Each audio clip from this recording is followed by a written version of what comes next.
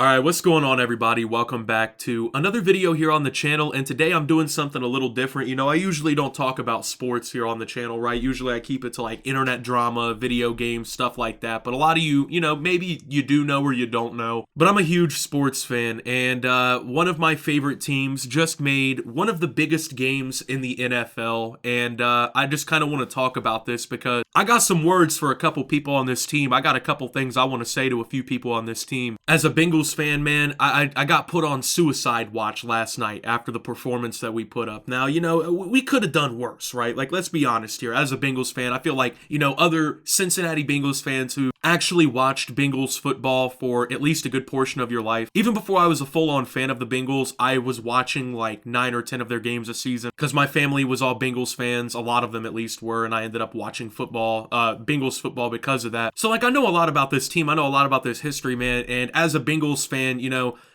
you're used to poverty, right? So these last couple years is like just a complete fever dream, it feels like. But last night was pretty disappointing. Obviously, we lost to the Chiefs in the AFC Championship game 23-20. And, it would be a lot less disappointing if a couple of things didn't happen, you feel me? Like, there was a lot of trash talk before the game. Not really on the Chiefs' part. I'll give them credit for that. The Chiefs were pretty humble about everything. They lost in the AFC Championship to us last year. Going into this game, Mahomes had never beaten Joe Burrow head-to-head. And the Bengals, honestly, got a little cocky. Cincinnati got a little cocky. You had, Mike Hilton talking about, oh, we'll see y'all in Burrowhead, which is making fun of the Chiefs stadium name, which is Jihad Field at Arrowhead Stadium. You had Eli Apple on Twitter the entire week talking shit as if he's some sort of premier elite cornerback in the NFL. In reality, that man should be assembling my McDouble with no pickles, no ketchup, no mustard. That's not even my McDouble order, but just because Eli Apple would be the one assembling it, I want to make it harder on him. But yeah, that man should be assembling my McDouble and medium fry with the Coke and putting that all in the bag for me at the drive-thru, if we're being honest, but I'll talk more about Eli Crapple here in a little bit. So where do I really want to start in this video?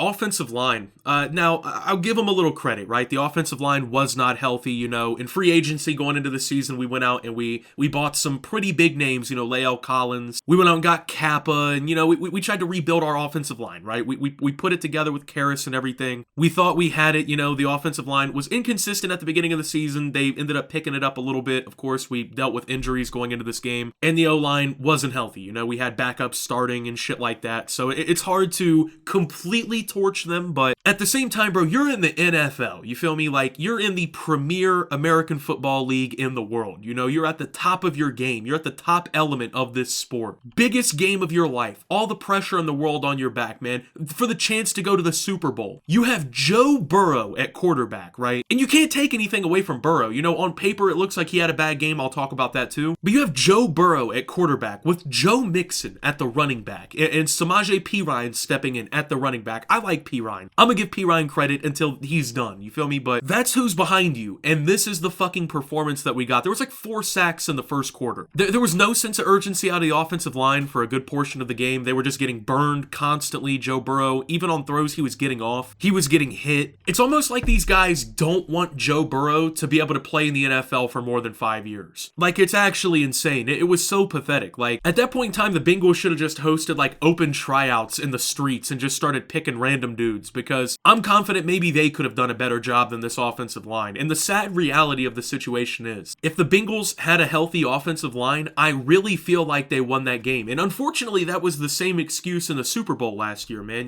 We lost by 3 points to the Rams. And on the last play, Jamar Chase blows past Jalen Ramsey wide open, streaking towards the end zone, and Joe Burrow gets fucking sacked within half a millisecond. Because for some reason, the Bengals offensive line, whether healthy or not, just cannot perform. It's incredible. But we weren't healthy, and it showed. You have someone like Chris Jones lining up on defense against you, and really, what can you expect? This guy's a fucking all-pro. He's a monster. And the other guys on that defensive line shouldn't be underestimated either. The Chiefs are a very capable, very good team. That's why I didn't get the trash talk, and that's where I'll step into next. The mayor of Cincinnati come see me with these fucking hands, bro. I to this day, bro, I am confident, man, that the Cincinnati mayor is the reason we lost this fucking football game. Give me Pee-wee football players on the O-line. Give me Eli Apple at CB1 every snap. But you put the Cincinnati mayor in that position that he put himself in, and there's no way we could have won this game. So if you didn't know going into this game, the Cincinnati mayor. Now, I'm an Ohioan, right? I like Cincinnati as a city. I've been to Cincinnati. It's a nice place. You know, you can go and do a lot of shit there. But I don't know where bro, you know, got the gumption, got the fucking gall, got the cojones, if that makes sense, to decide to make a viral video of him asking Patrick Mahomes to take a father paternity test to see if Joe Burrow was his father. It's like, who the fuck do you think you are, bro? You are the mayor of Cincinnati, Ohio. Do your fucking job and shut up. It's that simple, bro. Don't be getting involved like you know what you're talking about. Like, you know, you're not just by happenstance mayoring the city with a good football team. Sit your bitch ass down and shut up from now on, okay? Because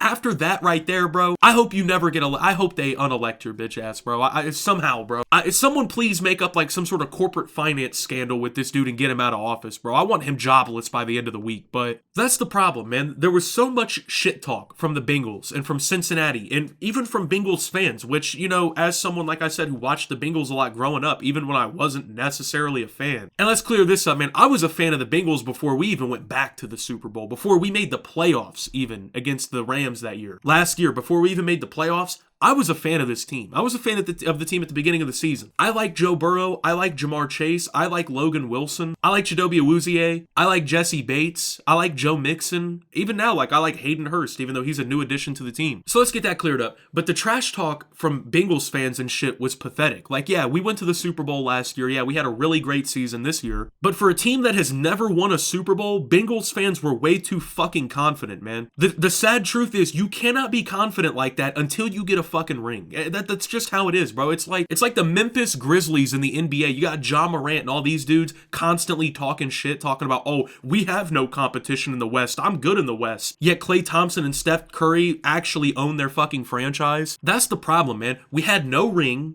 We were AFC champions, and this year we're runner-up of the AFC. But if you don't win a Super Bowl, what does it fucking matter, you know? But, oh, no, you had fucking Mike Hilton, who I like, by the way. I'll give Mike Hilton this credit, but I'm going to talk about him in a minute, too. Had him on the bench in Buffalo talking about, oh, we'll see y'all at Burrowhead.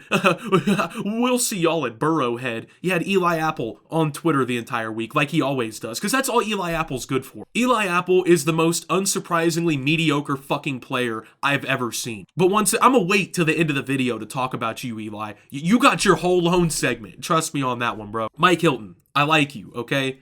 Why? You talked all that shit, and we're getting burned the entire fucking game, bro. I can remember like 3 or 4 plays off the top of the head where they had you stumbling, had you fucking basically about to fall 6 yards behind the receiver and shit, just getting cooked. You looked like Thanksgiving turkey, my boy. What the fuck was that? And you did all this talking. That's what really matters. Like, if Mike Hilton didn't come out before the game talking about, oh, we'll see y'all at Burrowhead, and then get fucking smoked like Pack the entire game, I wouldn't even be like, oh, what the fuck, Mike Hilton? You feel me? Like, it wouldn't even be that big of a deal. But if you're gonna talk that talk, walk that walk, you know? If you're gonna talk shit to the other team, you better win. You feel me? Like, you better do something, you know? Cide, all right? Yeah, you get your own part here. So there was really like 2 penalties that kind of really helped to determine the outcome of the game. Or 2 plays, I should say. First, there was the the punt where we punted the ball to the Chiefs into the game, you feel me? Like, it's a tie ball game. We don't punt the ball out of bounds. That doesn't prevent the run back. And we let the fucking Chiefs run the ball back to like the 45-yard line. Now, I don't know if you guys know anything about football at all, but you can't give Patrick Mahomes any benefit of the doubt. Like, if you do anything to help him, what do you think is going to happen? Like, Mahomes had to move like 25, 30 yards down the field with time, with timeouts, with the Kansas City Chiefs offense. Honestly, what the fuck did they think was going to happen? Bro, you could have given him the ball at the 10-yard line, literally, with 1:30 left, and I'd be like, oh, dude, there's way too much time. There's way too much time. Patrick Mahomes is good, okay? And Bengals fans, you can be salty, I say that or whatever. Patrick Mahomes is him, okay? I love Burrow. Burrow's him. Burrow's elite, in my opinion.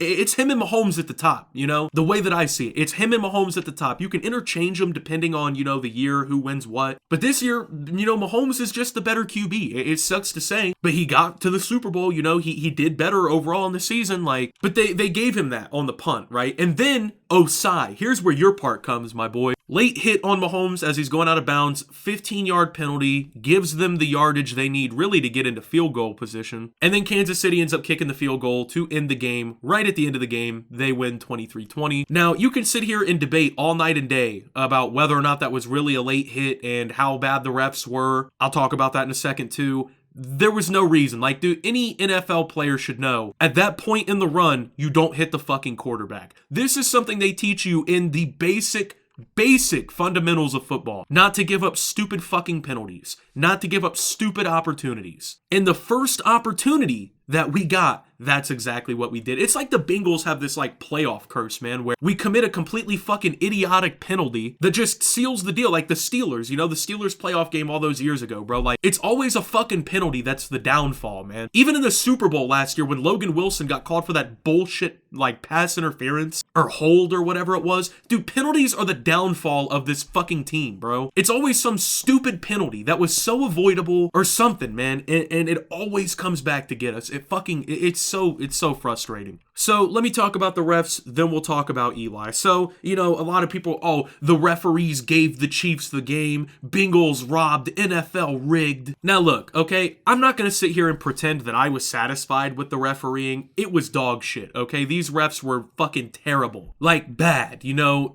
But at the end of the day, man, there were so many opportunities we could have capitalized on that we didn't. Joe Burrow had 2 unfortunate interceptions that took away drives from us. We had so many dumbass fucking penalties that kept the Chiefs in the game. There was piss poor clock management at different times throughout the game by the Bengals coaching staff. And I like Zach Taylor. I don't want to shit on him too much. I think he was doing what he thought we needed to win. I respect that, but it was bad at the same time. So I'm not going to sit here and blame the referees because that's the easy way out, man. That's the easy way out. The real deal of this game is we lost by 3 points. Very winnable game. Even if the referees were terrible, very winnable game. We didn't win. It's that simple. We did not win the fucking football game. And that's okay, man. We have next year to look forward to. Hopefully we can retain a lot of talent on our roster over the next couple years. We have a lot of really key free agency decisions to make. Obviously, Burrow's going to want paid. Jamar's going to want paid when his contract's up. I wonder if they're going to be able to keep Higgins and Boyd. That's going to be tough. I think they also got to pay Jesse Bates. There's a lot of key players on this team who have contract situations in the next few years. But that was a winnable game. All right, now, to wrap this video up, Eli Apple.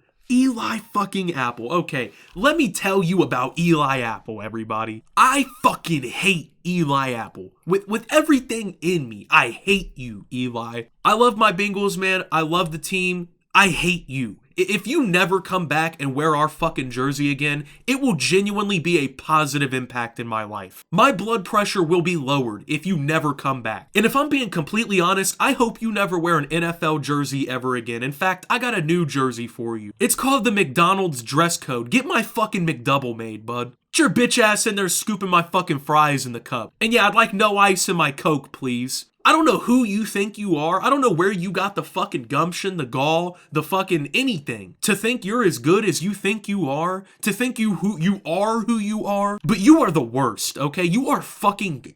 Oh, God. Okay, look, I know what people are going to say. Oh, Eli didn't have a horrible game, bro. The worst moment he had was that fucking holding call that was an automatic first down on that redone third down play. Eli Apple got destroyed in the Super Bowl, okay? If he even played better, there's a good chance we could have won. Eli Apple talks the most shit. You know, he's one of the NFL's premier trash talkers. For someone on a basic fucking contract in the NFL who has no respect around the league, he talks the most shit. And why does he do that? Because he's insecure. The dude knows he's fucking washed. The dude knows he's a bum. The dude knows that he's lucky to be playing for even the most minuscule contracts he can play for. Like, yeah, he made $1.9 million. Yeah, to the average dude or whatever working at fucking Subway. Yeah, that's a lot of money. But there's rookies playing your position on this team that make fucking exponentially more than you. So why don't you settle down a little bit, Eli? Because you don't have the stats to back up any fucking thing you say. You don't have the contract to back up anything you say, and you don't have the hardware to back up anything you say.